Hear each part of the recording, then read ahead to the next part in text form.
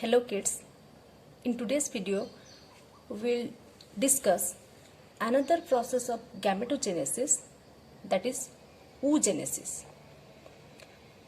Oogenesis means the process of formation of ovum or egg, and this process of oogenesis takes place in the ovary of female, and this oogenesis process starts from the intrauterine development of a female child. That means when the female child is in her mother's womb or in her mother's uterus, from that period the process of oogenesis is started. And this oogenesis process is a discontinuous process because it does not happen continuously. So it is a discontinuous process. We'll discuss later on what are the different phases that takes place in the process of oogenesis and why it is called discontinuous process. We'll discuss later on. So the process of oogenesis is completed in three phases. First one is multiplication phase, then growth phase, and last one is the maturation phase. Multiplication phase, growth phase, and maturation phase. So what is the multiplication phase? As you know, in the process of spermatogenesis there was multiplication phase. So in multiplication phase only the mitotic division takes place. As a result, multiplication of cells takes place. So in multiplication phase particularly, this phase starts during fetal period. That means when the child or the female child is in her mother's uterus or womb. So what happens in this multiplication phase? That is the germinal epithelium of the ovary that divides by mitosis. The germinal epithelium of the ovary divides by mitosis to produce large number of diploid cells. That is known as oogonia. So how this oogonia converts into ovum? See, this is the structure of ovary. That is almond shaped. This is the structure of ovary. Ovary has two parts. This outer part is known as cortex and the inner part is known as medulla. So this layer is the germinal epithelium of the ovary, and this germinal epithelium of ovary divides by mitosis to produce large number of oogonia. These are the oogonia. So some of the oogonia from the cortex project towards the medulla. See, this part is the cortex part and this internal part is the medulla part, and this oogonia or some of the oogonia project into the medulla and forms a cord-like structure. See, this is the cord-like structure that is known as egg tube of flagger, and later this egg tube of flagger that contains oogonia.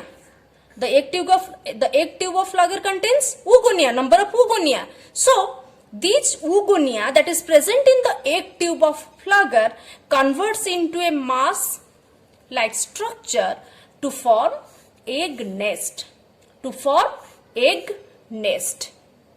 So these are the different processes that takes place in the multiplication phase. So this multiplication phase takes place in the fetal period, in which large number of oogonias are produced by the process of mitosis, and these oogonia project into the medulla to form a cord-like structure that is known as egg tube of flagger.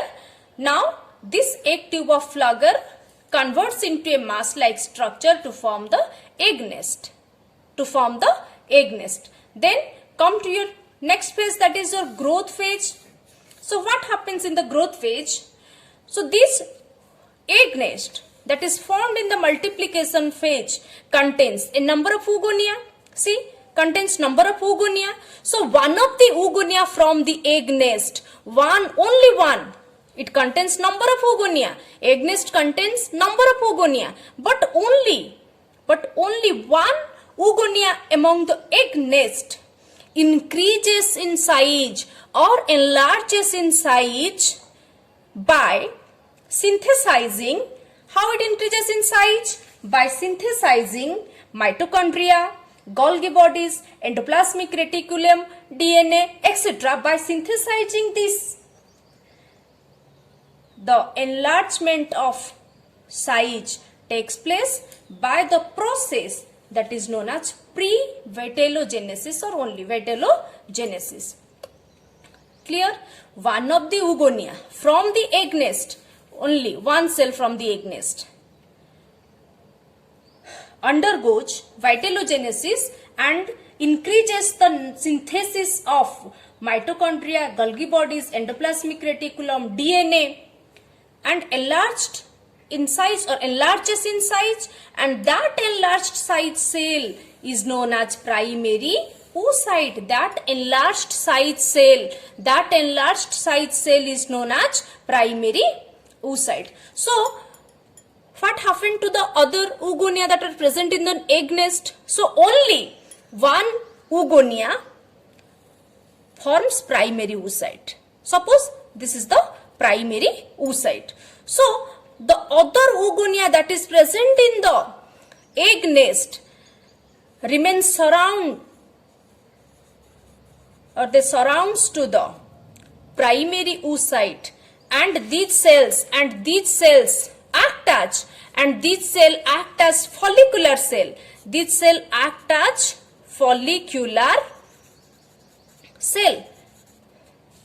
These oogonial cells or these oogonia surrounds the primary oocyte and act as follicular cell. So this follicular cell plus primary oocyte combinedly known as primary oocyte. Clear? Other oogonia of egg nest act as follicular cell and surrounds the primary oocyte to form primary follicle, and this primary follicle has been produced during birth or before the birth of a female child. So about 20 lakh follicles are present in the ovary of a female child at the time of birth, or at the time of birth of a female child there are about 20 lakh primary follicles present in the ovary. Among these 20 lakh follicles, a large number of follicles degenerates from the period of birth to puberty. Puberty means getting sexually maturity, and the process by which the follicles degenerates is known as follicular atresia. The process by which the follicles degenerate is known as follicular atresia, and the degenerated follicles are known as atretic follicles. So now the growth phase is complete.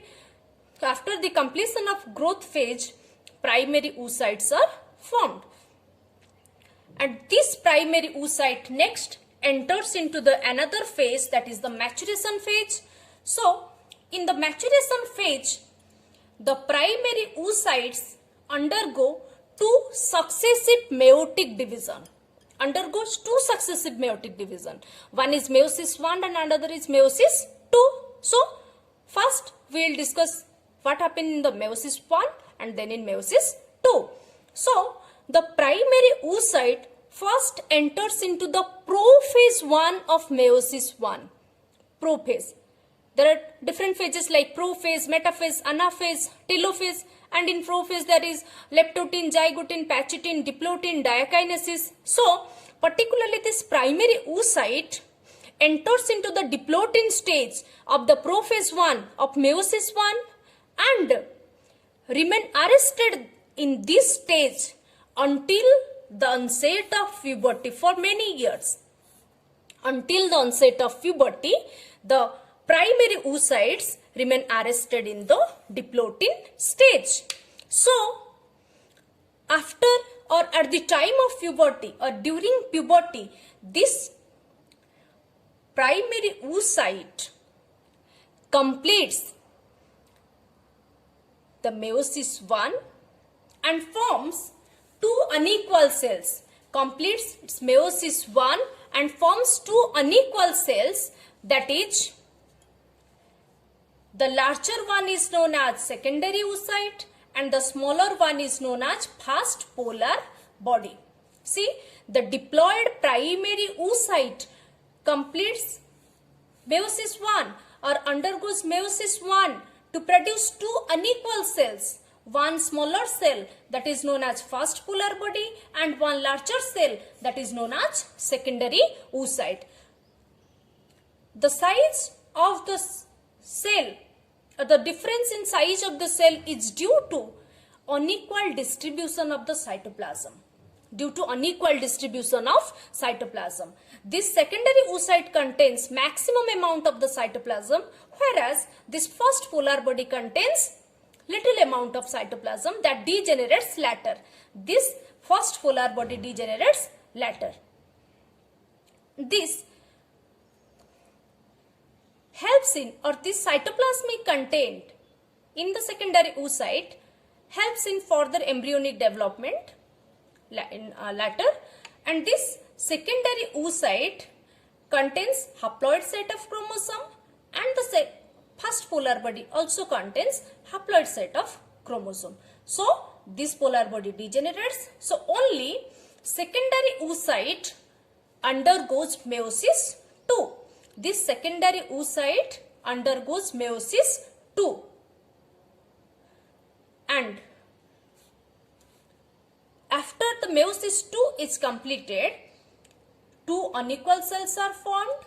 One is second polar body, that is smaller one is second polar body, and the larger one is ooted or ovum.